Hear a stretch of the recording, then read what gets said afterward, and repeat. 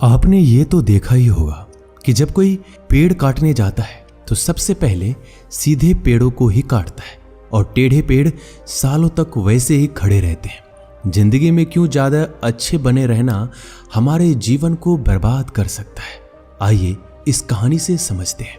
बात उस समय की है जब गुरुकुल में शिक्षाएं हुआ करती थी, अर्थात सारे ही बच्चे गुरुकुल में शिक्षा पाने के लिए जाते थे, वहीं पर रहते थे, वहीं पर प्रगति का आनंद लेते थे और पूरी जिंदगी वहीं पर अपनी शिक्षाएं ग्रहण करते थे। ऐसे ही एक गांव से मोहन नाम का युवक गुरुकुल में पढ़ाई करने के लिए जाता है। उसके माता पिता बचपन से ही उसे गुरुकुल में पढ़ाई के लिए भेज देते हैं। गुरुकुल जाने के बाद वह अपने सहपाठियों के साथ बहुत सालों तक बहुत अच्छी शिक्षाएं ग्रहण करता है।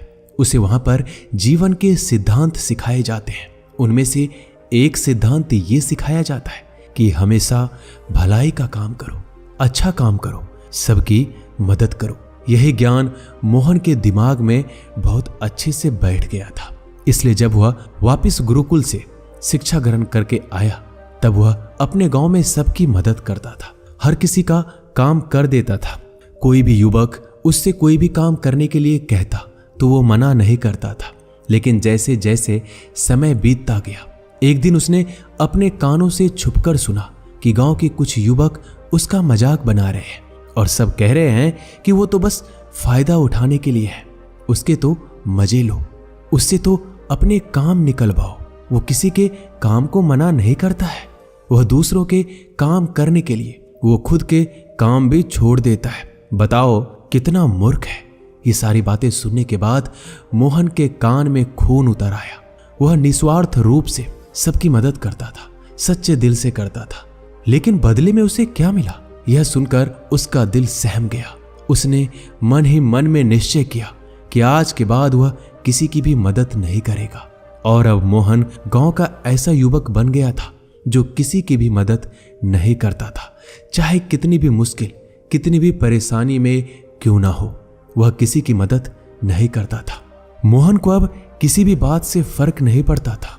उसके इस व्यवहार को देखकर गांव वाले आश्चर्य में रहते थे। कल तक जो लड़का दया का सागर था, इतना दयालु था, कुछ ही समय में इतना निर्दयी कैसे हो गया। यह सब देखकर मोहन के माता पिता को भी उसकी बहुत चिंता होने लगी। उन्होंने अपने बेटे से पूछा, ऐसी क्या बात हो गई कि तुम इतने बदल गए हो? फिर मोहन ने कहा, हाँ, इस जमाने में किसी की भलाई करके कुछ हासिल नहीं होता। यह बात मैं महसूस कर चुका हूं। मैंने जीवन में जितनी भी शिक्षाएं गुरुकुल से ग्रहण की थी, वो सारी शिक्षाएं बेकार चली गई है, वो व्यर्थ हो गई है, क्योंकि ये संसार किसी का भी नहीं है। यहाँ सच्चे दिल से कोई भी किसी की भी मदद कर दे उसे बेवकूफ समझा जाता है। ये सारी बातें कहते कहते मोहन वहीं रोने लगा। इसके बाद मोहन बहुत परेशान रहने लगा। उसके माता पिता पहले वाला मोहन लौट कर आ जाए, बस यही चाहते थे। वह वही मोहन चाहते थे जो सब लोगों की मदद करता था। लेकिन उनका बेटा कहीं दूर निकल चुका था, कहीं खो गया था। दिन व दिन मोहन के हालात और भी गंभीर होते चले गए। एक दिन उनके माता पिता को पता चला कि पड़ोस के गांव में एक बौद्ध भिक्षु आए हैं। वह मानव स्वभाव के बारे में कुछ बता सकते हैं। इसलिए मोहन के माता पिता मोहन को लेकर उस बौद्ध भिक्षु के पास पहुंचे। जब वो उस गांव में घुस रहे होते हैं तब एक औरत एक बौद्ध भिक्षु को बहुत जला कटा सुना रही थी। वो औरत कह रही थी, तुम्हें शर्म नहीं आती? भीख मांगने के लिए आ जाती हो, सुबह सुबह अपना काम तो करते नहीं, दरवाजे के पास आकर खड़े हो जाते हो, और पता नहीं ऐसी क्या क्या बातें कर रही थी। बौद्ध भिक्षु तो भिक्षा मांग कर ही खाते हैं, उन्हें तो सब कुछ ही सहना पड़ता है। इसलिए वो बौद्ध भिक्षु एकदम शांत खड़ा हुआ था। उसमें क्रोध का भाव तिनका मात्र भी नहीं था और उस भिक्षु को उस घर से भिक्षा भी नहीं मिली। तब वह दूसरे घरों की तरफ निकल गया।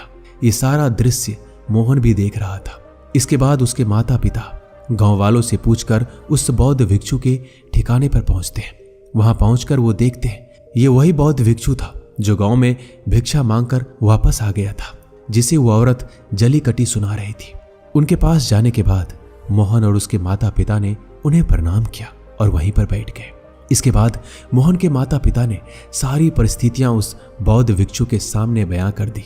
उन्होंने अपने बेटे का जिक्र करते हुए बताया, यह हमारा बेटा पहले दयालु हुआ करता था, सबकी मदद करता था, लेकिन अचानक पता नहीं इसके जीवन में क्या हो गया, अब यह किसी की मदद नहीं करता। इसके सामने अगर कोई व्यक्ति मर भी क्यों ना रहा हो, उसे यह पानी तक ना पिलाए, ऐसा स्वभाव हो गया है। हम ये समझ नहीं पा रहे हैं ये बदलाव अचानक से हुआ कैसे। इससे पहले कि बौद्ध भिक्षु कोई जवाब देता, वो औरत जो उस गांव में भिक्षु को जली कटी सुना रही थी, वह अपने बेटे को लेकर वहीं पर पहुंच गई और हाथ जोड़कर उस भिक्षु से प्रार्थना करने लगी कि मेरा बेटा बहुत बीमार है, अचानक इसे बुखार आया है और गांव के लोगों ने बताया कि आप ही इसकी मदद कर सकते हैं, कृपया मेरे बेटे को बचा लीजिए। यह सुनकर तुरंत वह बौद्ध भिक्षु उसके उपचार में लग गया। कुछ ही देर बाद औषधि देने के बाद वह बच्चा एकदम स्वस्थ हो जाता है। यह सब देखकर वो औरत उस भिक्षु को कुछ भिक्षा देकर प्रणाम करके वापस चली जाती है।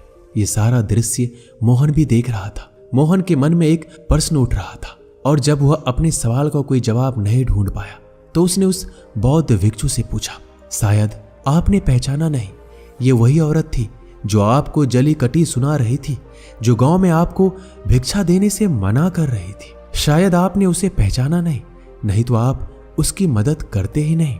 मोहन की बातें सुनकर बौद्ध भिक्षु मुस्कुराने लगते हैं और कहते हैं, दूसरों की अच्छे करने से कुछ अवस्थाओं में दुख प्राप्त होता है, लेकिन अगर तुम कर्मों का सिद्धांत समझ लेते हो तो अच्छाई और बुराई, इसके सारे भेद तुम्हारे सामने उजागर हो जाएंगे। मैं भली भांति जानता था कि ये वही औरत है। मैंने बिना किसी ईर्ष्या का भाव रखते हुए वही किया जो मेरा कर्तव्य था। जीवन में जब आप किसी की भलाई, किसी की अच्छाई बिना किसी लालच के करते हो, तो जीवन में आप किसी की भलाई, किसी की अच्छाई बिना किसी लालच के करते हो, बिना किसी बदले के करते हो, वही अच्छाई होती है। लेकिन अक्सर हम लोग जब किसी की मदद करते हैं तो हमारे मन में यही भावना बन जाती है कि बदले में वो इंसान भी हमारी मदद करे। लेकिन जरूरत पड़ने पर जब वह व्यक्ति हमारी सहायता नहीं करता तो हमें दुख पहुंचता है। इसलिए किसी भी इंसान के साथ बिना कुछ पाने के भाव से उसकी मदद करो और उतना ही भलाई करो जितना कि तुम्हारा सामर्थ्य हो, यानी आपके आर्थिक और शारीरिक क्षमता के हिसाब से किसी की मदद करो, ताकि कल को अगर वो इंसान आपके साथ बुरा व्यवहार भी करे तो तुम्हें कोई भी उसका खेद ना हो, उसका पश्चाताप ना हो कि मैंने तो इसके लिए इतना कुछ किया था और ये अब मेरे साथ ऐसा व्यवहार कर रहा है। इसलिए किसी का इतना ही भला करो जिससे तुम आहत ना हो। दूसरी बात, किसी दूसरे परिवार के झगड़े के बीच कभी मत पड़ना। अगर कोई पति पत्नी आपस में लड़ रहे हैं और वो पति अपने पत्नी को पीट रहा है तो तुम उसे बचाने के लिए पहुंच जाते हो कि भाई तुम औरत को क्यों पीट रहे हो, तो ऐसा करना तुमको संकट में डाल सकता है, क्योंकि वही जिसकी तुम मदद करने के लिए गए हो वो ये भी कह सकती है ये हमारी आपस की बात है, तुम्हें इससे क्या लेना देना, और इसका तुम्हारे पास कोई भी जवाब नहीं होगा। इसलिए दूसरों के झगड़ों में कभी टांग मत अड़ाना।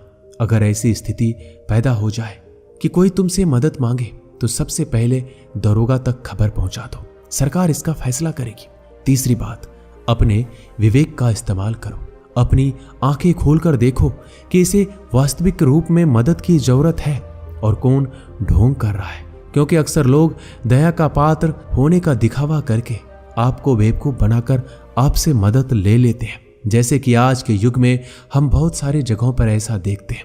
बस अड्डों पर, रेलवे स्टेशन पर बहुत सारे छोटे छोटे बच्चे भीख मांगते रहते हैं। उसमें दो स्थितियां पैदा हो जाती है। अगर आप उन्हें भीख देते हैं तो आप भीख मांगने को बढ़ावा देते हैं। अगर आप भीख नहीं देते हो तो बच्चा आज शायद खाना भी ना खा पाए। इसलिए आपको ऐसी स्थितियों में अपने विवेक का इस्तेमाल करना चाहिए। आप उन्हें पैसे देने के बजाय उन्हें खाना खिला सकते हैं या कुछ किताबें दिला सकते हो। इसलिए सही तरीके से मदद करने के लिए विवेक का होना भी बहुत जरूरी है, वरना आपके धन का दुरुपयोग हो सकता है। और एक बात जो आपको हमेशा समझनी चाहिए, अगर आप किसी का भलाई करना चाहते हो तो पहले खुद का भला करो, क्योंकि अगर तुम अपने आप की भलाई नहीं कर सके, अपने आप को अच्छे से नहीं रख सके, तो जमाने के लोगों को कैसे अच्छा रखोगे। इसलिए कहीं आपने अपने मन में ये भ्रम तो नहीं बना रखा है कि मैं तो अच्छा इंसान हूं, मैं दूसरों की मदद करता हूं, और वह तुम्हारा अहंकार का रूप है। इसलिए जीवन कभी भी परफेक्ट या पूर्ण नहीं हो सकता। हम हमेशा अपने जीवन में परफेक्शन पाने की कोशिश में रहते हैं। इसलिए दूसरों को बदलने की बजाय खुद को बदलने में ज्यादा ध्यान दें। और आपको इसके लिए भीड़ में अकेले रहने की कला सीखनी होगी। आप सबके साथ हैं, सब में उपस्थित हैं, लेकिन अंदर से एकांत में हैं। अंदर से आप शांत हैं, अंदर से आप मौन हैं। जब आप अपने एकांत को देख लेते हैं तो आपकी अंतर यात्रा शुरू हो जाती है। आपके अंदर के एकांत को पाने के लिए आपको मेडिटेशन करना होगा, ध्यान करना होगा।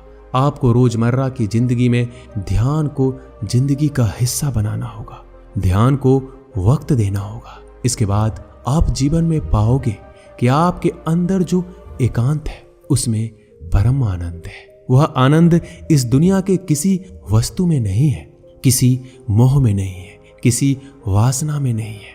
नदी के किनारे में पड़ा हुआ छोटा सा पत्थर भी उस नदी के बहाव में कट कट कर बहुत मुलायम हो जाता है। उसमें कोई दरार, कोई कोना नहीं बचता। उसी तरह ध्यान के निरंतर बहाव में बहने से आपका मन निर्मल हो जाता है, जिसके बाद हमें अच्छे बुरे की बहुत अच्छे से पहचान हो जाती है, जिसके बाद हम वर्तमान को समझते हैं। हमारे अंदर करुणा का उदय हो जाता है। इसलिए आज से ही अपनी अंतर यात्रा शुरू कर दें। अपने जीवन के आनंद को पहचानें। जो जीवन के पल बचे हुए हैं उस परम आनंद में बिताओ और अच्छे काम करते रहो। दोस्तों, इस वीडियो में बस इतना ही। मिलते हैं अगले वीडियो में। अपना ख्याल रखिएगा। धन्यवाद।